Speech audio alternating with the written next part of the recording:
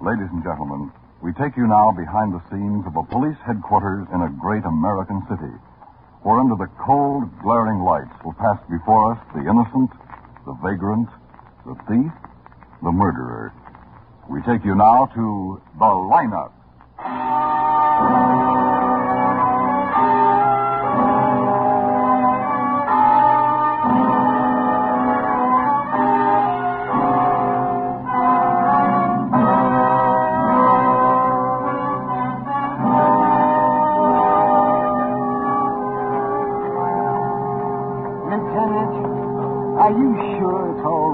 Don't worry about a thing, Mr. Hardesty. I just don't want anything to happen to me. I've got a family. Just identify the man you saw holding the gun.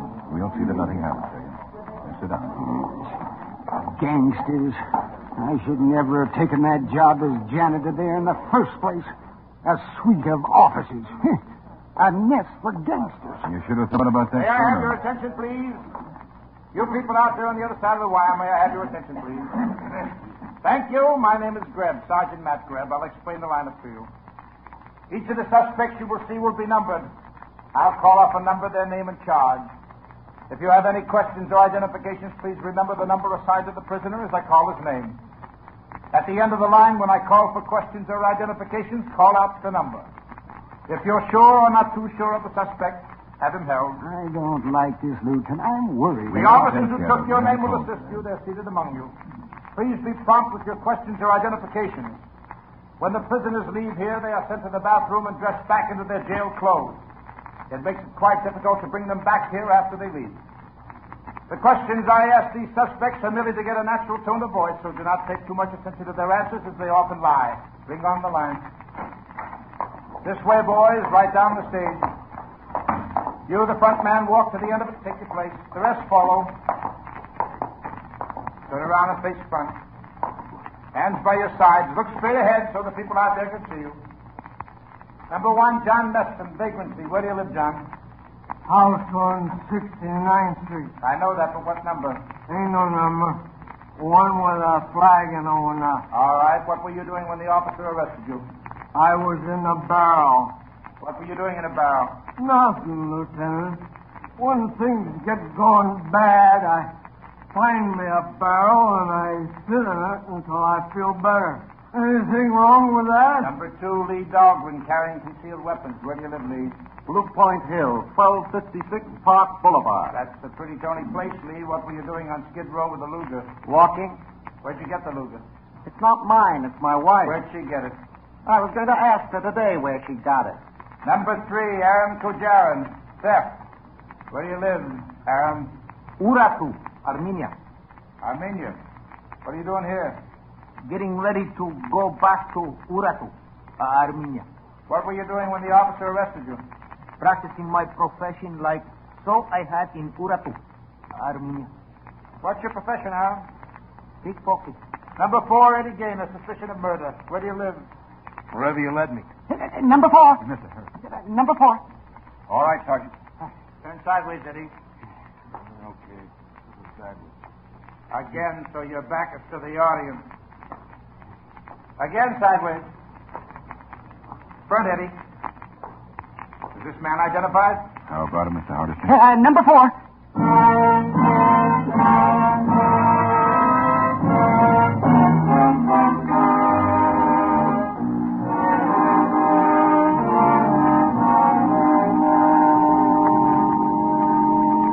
You're new in town, aren't you, Eddie? I wouldn't say so. I already feel like I was born here, lived here, died here. When did you get in?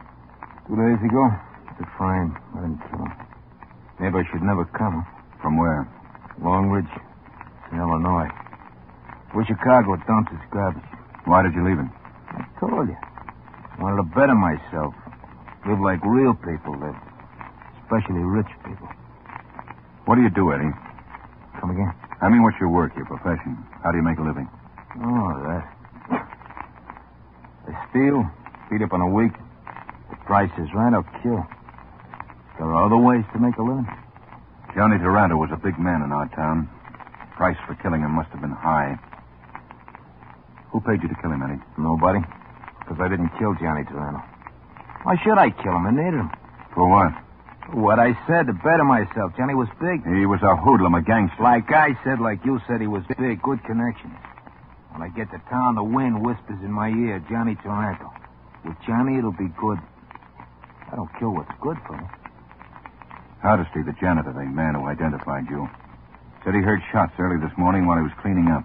Saw you running out of Johnny's office with a gun in your hand. Found Johnny with bullet holes in him. Just like I found him. Tell me how it was. It'll do good. Tell me. Walking down the hall of Johnny's office, I hear shots. Quick, I run in. Johnny's slumped over his desk. He's dead with his head on his penny bank. I reach for my gun. I don't have it. Oh? I don't have it because my gun got there ahead of me. It's on the floor at Johnny's feet. My gun. And they timed it perfect. They knew I had an appointment with him at 2 o'clock in the morning. Why didn't you leave it alone? Why'd you pick up your gun? Why did you run? You must be kidding. Must be making big ha-ha jokes with me, huh? Why does a guy like me run? Who arranged your appointment with Taranto? Something who sells perfume, cologne, things like that. Ruby Lloyd? Yeah. Ruby. Never saw him before in my life. About 5 o'clock, he picks me up at the pool room where I've been hanging out. In this big car. Takes me to a store, sells me a 5th of November afternoon. Tells me I got an appointment with Johnny. What more could a guy ask? Between 5 and 2 in the morning, where were you? With a girl. I give you her name free. Because she was in on the frame. Jenny Breen. At the Free Smile counter in Mickey's Bar in Maine. How were you framed, Eddie? Tell me. Jenny takes me home with her because she sees I'm a stranger in town. We talk, she sings me a lullaby. Fall asleep. 5 to 2, she wakes me, pushes me out the door. I shouldn't be late for my appointment with Taranto. I don't even have time to notice my gun is gone. I figured him. You got a date, Eddie. You got a date to die because you're murdered. What have you got, Matt? A report from ballistics. The bullet in Taranto's body came from Eddie's gun here. Yeah, what a pretty frame. You boys can go Betty by now. Your day's work's done. Maybe, Eddie. I'll go make sure. Lock him up, Matt.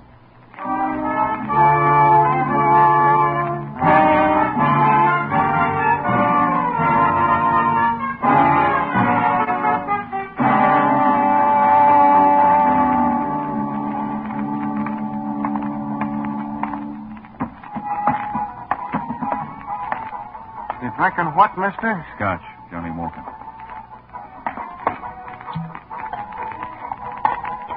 Scotch.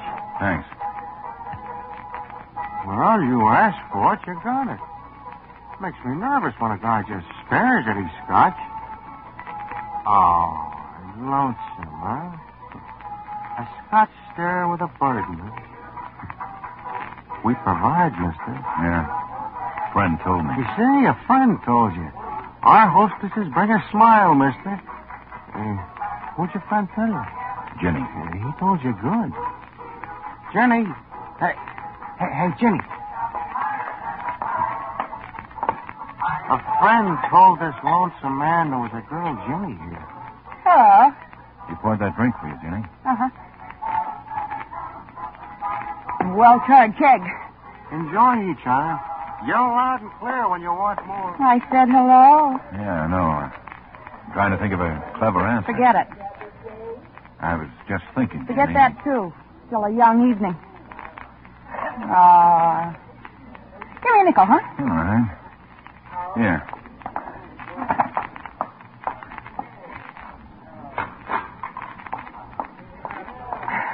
What'd your friend say about me?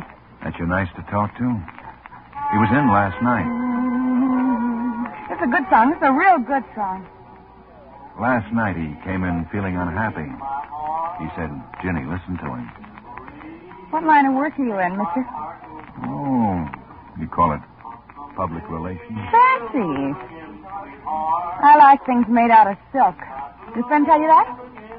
He said he went home with you. Last night? Mm-hmm. Last night. That's what Eddie said. You know why you're not drinking your drink? Because you're a cop on duty who's not drinking on duty. What happened last night? Mac. Mac, come here. What happened to me last night, Mac? Oh, what happened to you last night? You were here till 3 in the a.m. I took you home. Had my eye on you all last night, Jenny. Goodbye, cop.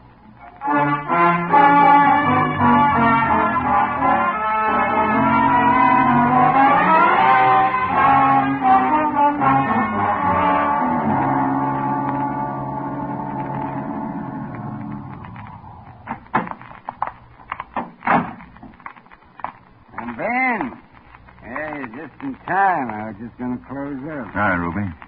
What's the matter, Ben? You going out and you need to smell good? I guess an English cologne on sale will make you smell like a dove. Come on in. I locked the door because if another customer came in, I'd be rude to him. I'm that tired. Well, what can I show you, Ben? It's always such a pleasure to wait on you. You stayed open today, Ruby. I shouldn't have done that. Should have stayed home and sewed the black band on my sleeve, huh? Yes, but I've got a sale going on. It's been advertised in the press, on radio, and TV. Oh, I couldn't disappoint my clients. Johnny Taranto might have been disappointed. Well, Johnny might have been at that. In many ways, he was a sensitive man. You know, Ben, I've been so engrossed in this sale, I didn't even think of it in that way. Oh, forgive me, Johnny. That's all Johnny's death means. Companion, his number one errand boy. Well, at the funeral, I'll be his number one mourner. Oh, why'd you pry into my emotions, Ben? Where were you last night, Ruby? Around 2 o'clock, say. Well, with my wife at home. I couldn't sleep, so my wife played hearts with me. You can check that with her maid. She let us use her cards. I don't keep a pack in the house. If Johnny Taranto's dead, the syndicate could crown you king in this town, couldn't it, Ruby? Oh, it could, but I gave up all that years ago, as everyone knew, even Johnny. And you know, in my heart, I hate perfume. What did you promise Eddie for the job? Eddie Gaynor? Oh, you think I hired him to kill Johnny? Well, it could work out good for you that way. You get rid of Johnny, frame the kid, retire from toilet water. Oh, if I weren't so exhausted, Ben, I'd be angry with you. Well, look, it was like this. Word comes to me a kid from out of town wants to contact Johnny. I'm a friend of man, so I arrange a meeting. How do I know the kid is unstable and will throw bullets like stones into Johnny's face? Oh, here, I'll let you out there. I'll manage. Don't take your wife away for a vacation, Ruby. We'd miss you both.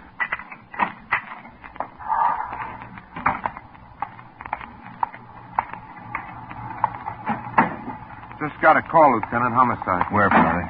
Alley between Maple and Truth, 23rd Street, 3 blocks away. Red light siren. Let's go. Yeah.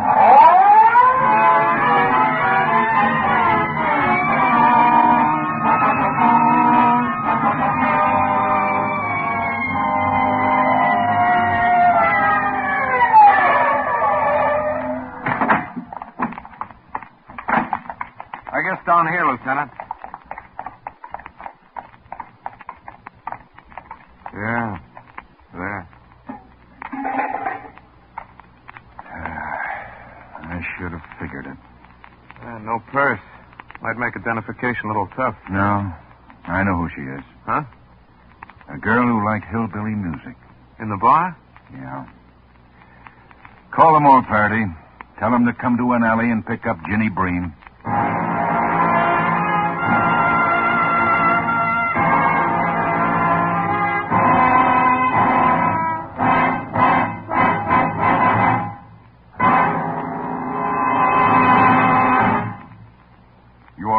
Behind the scenes at police headquarters as we bring you The Lineup. It's not only murder in an antique shop, it's murder by an antique method which faces Mr. Keane when he comes to CBS again tonight. This time, the famed tracer of lost persons investigates the death of a man who owns an old curiosity shop and who has been murdered by one of his items of merchandise, an antique battle axe. Join Mr. Keane just a little later tonight on most of these same CBS stations for Murder in the Old Curiosity Shop. And now we return you to The Lineup.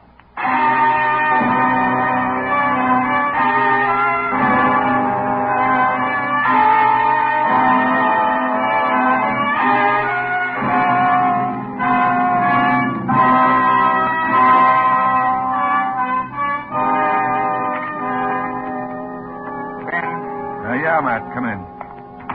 Going home? I guess. I don't know. Well, let me know. I want to lift. 2 in the morning's long enough to work. I need the bed. Me too. What's worrying you, Ben? A gang killing? You've been through it before. Sometimes we come up with a killer, sometimes no. So you sleep on it. As simple as that, eh? Simpler.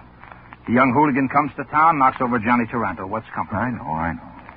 So you sleep on it. Matt, You're still trying to alibi Eddie Gaynor? he said he was framed. A young hood, his gun at the scene of the crime. Oh, don't get philosophical about a punk like that. Why was Ginny Breen killed, Matt? A hanger-on. She rubbed noses with hooligans. She could have come to me 5 years ago, and I would have told her what happened. Maybe I couldn't have said what alley, but there would have been an alley in it. We've got to find out who killed him, Matt. We will. And who killed Johnny Taranto. Eddie Gaynor. I don't know. I really don't know, Matt. How can you not know? Taranto runs everything in this town that's got a fast dollar strung to it. He buys lots with these fast dollars, most anything he wants. Let's not kid ourselves. Taranto owns his part of this town. Someone wants it, hires Eddie Gaynor to kill him. Let's not kid each other, Ben. I'll drop you off, Matt. Such late hours, you boys keep. What's on your mind, Tobin? What's on my mind, he says. What's on a lawyer's mind at a time like this, in a place like this, with boys like you? Stop jingling those coins, Tobin. All right. What's on your mind? Read it. Read it and pop a tear. A writ. Habeas corpus, boys. Release Eddie Gaynor. The writ says so. I'll wait for him at the desk. Sleep well. What stupid... I'll go on with your education, Ben. Eddie Gaynor's just been sprung. People with connections. Don't say it. Come on. I'll take you home.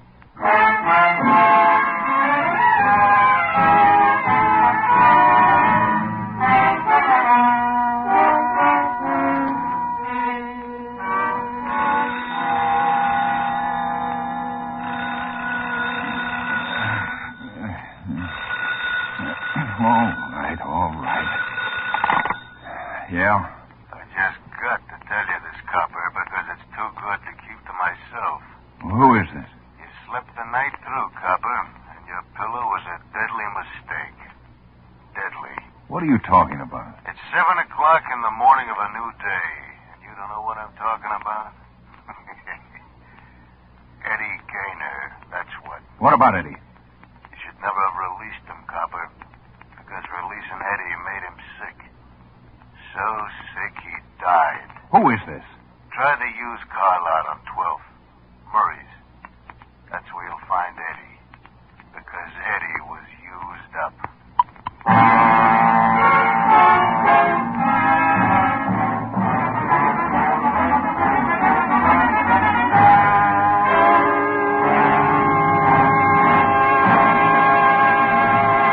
You know, I'm glad you came for him.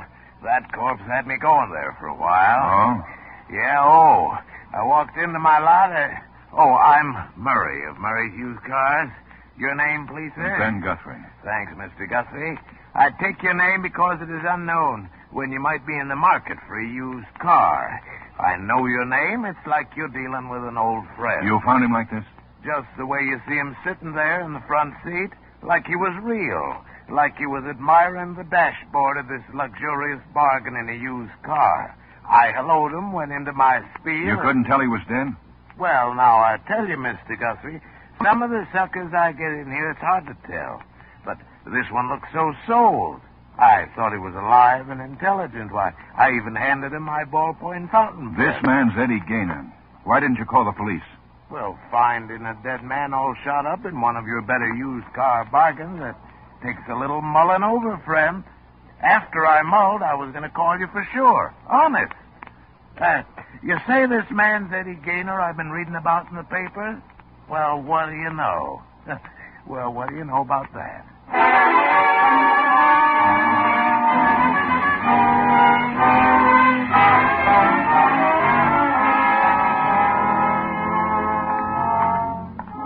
Lieutenant Guthrie. Yes. What is it, Faraday? That lawyer, Tobin.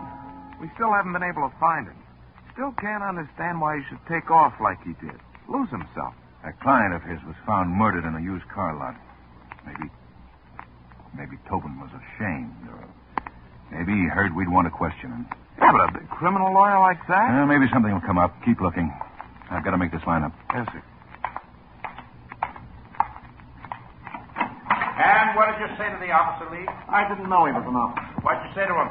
Just, did he want to see the sights of the city, tour of the spot, have a good time? You know. Number 26, Mooney Roger, purse snatching.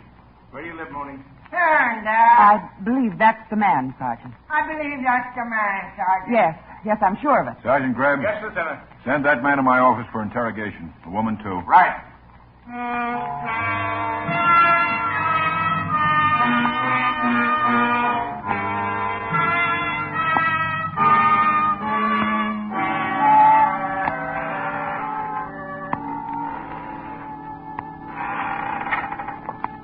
Hi, Lieutenant. Oh, come in, Florence. Sit down. Mooney will be here in a minute. Do I look awful? These clothes fit me like a bag. I can't help it, Lieutenant. I felt conspicuous all during that lineup. Oh, it'll pass. You're getting to be a good policewoman, Florence. I did good, huh? You're dead, Mooney? Just fine. I want to tell you, miss, when you're off duty, not being a policewoman, hold on to your purse tighter. There's guys like me for real on the streetcars. What have you got, Mooney? I'm a good stoolie, huh? Yes, I told you. The lady, the miss, does she think... Mooney, you're good stoolie. Yeah. It's clever the way I arranged for the cops to pick me up so the boys won't know my true profession, so I can stay alive. So much shooting lately. Yeah. What have you got? You're looking for a lawyer, Tobin. Mm-hmm. I got a friend. Runs the Ferris wheel at the Bayshore Park. He's got a little room underneath the hotel. There, huh? You might try there, Lieutenant. Once Tobin did my friend a big favor. Larceny rep. You might try there. You're a good stoolie, Mooney. Yeah.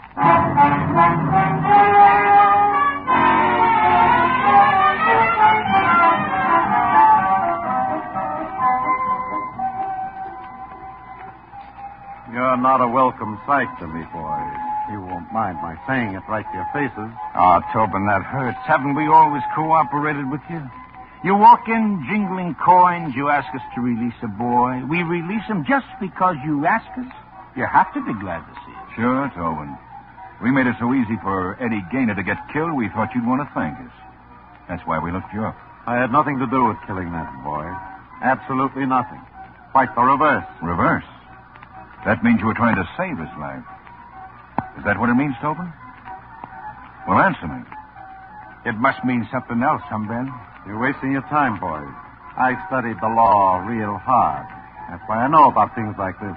How policemen can waste time. Where did it get you, studying hard? You've got a mansion, a 3-car garage, servants to feed you, press your pants, and you end up under a Ferris wheel. Maybe it's this, Matt. Maybe it's just that he likes to hide under a Ferris wheel. Other people ride, he hides. It's just like you say, boy. But there's one thing we don't understand, Tobin. Why do you like to hide? If you're all clear like you say, what's the need? I forgot. Maybe you thought no one would notice how Eddie was killed.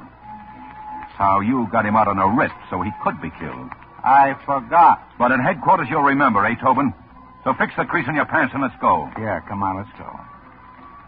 How can you stand the noise of that wheel going round and round over your head, huh? Thing like that could drive a man bats. Put the loose change in your pocket, Tobin. It'll get in the way of the cuffs. You're making a big mistake, boys. But we'll live. People like you make a mistake and you die.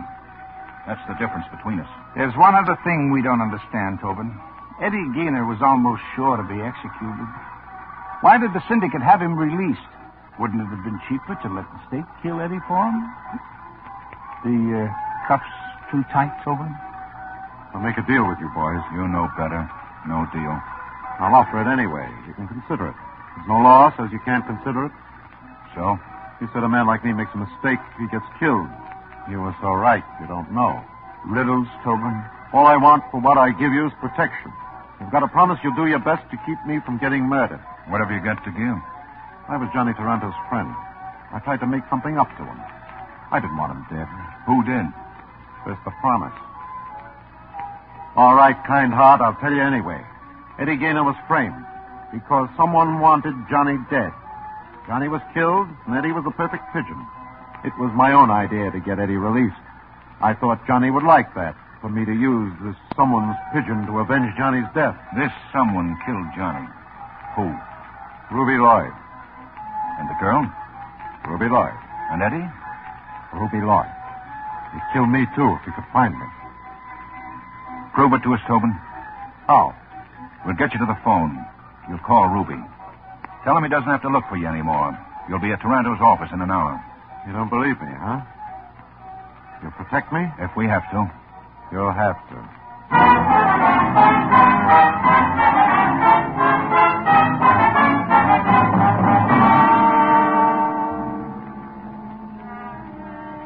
Sure you'll be all right, Ben? Oh, I like it here, Matt. I like Taranto's swivel chair. No squeaks. Air foam. It's got a rich feel about it. How do you open a penny bank? In Taranto's penny bank, how do you... Oh, never mind. Yeah, I got it. I don't get it. I thought I was going to be... The pigeon? Look, Ben, what do you want to be, a hero? Ruby Lloyd expects to meet Tobin here, doesn't he? I just want to surprise him. I didn't realize that you Take boys... him out of here, Matt. Hold him on a... Well, he'll tell you what to hold him on. An open charge will make it. Take me away, officer. You sure, Ben? On your way out, turn out the lights. All right. See you, Ben.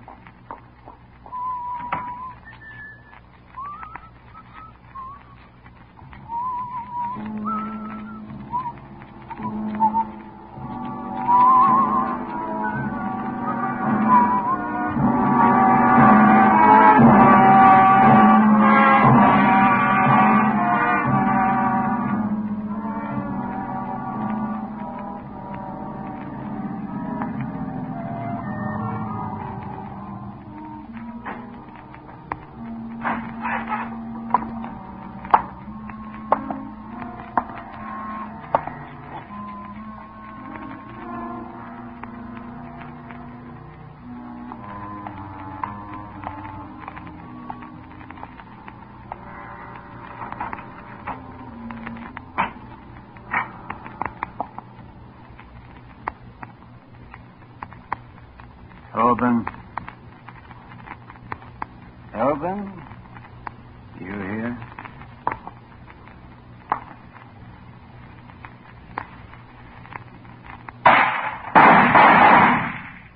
Did I scare the pennies out of your hand, Tobin? Did I hurt you bad? I only want to kill you. That's for getting Eddie Gaynor released. That's for getting away the first time. And that's to make sure you don't get away again. Drop it, Ruby. Yeah, huh? Drop it. You're covered. Prove it to me. I've got you covered, Ruby. Behind you. You don't believe, look over your shoulder. All right. 3 murders.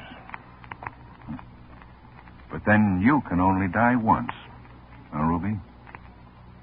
Let's go.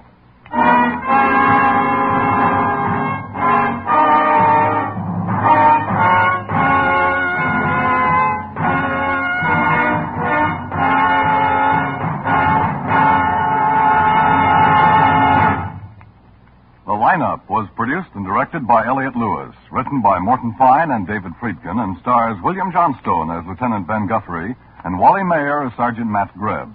Music was composed and conducted by Eddie Dunstetter.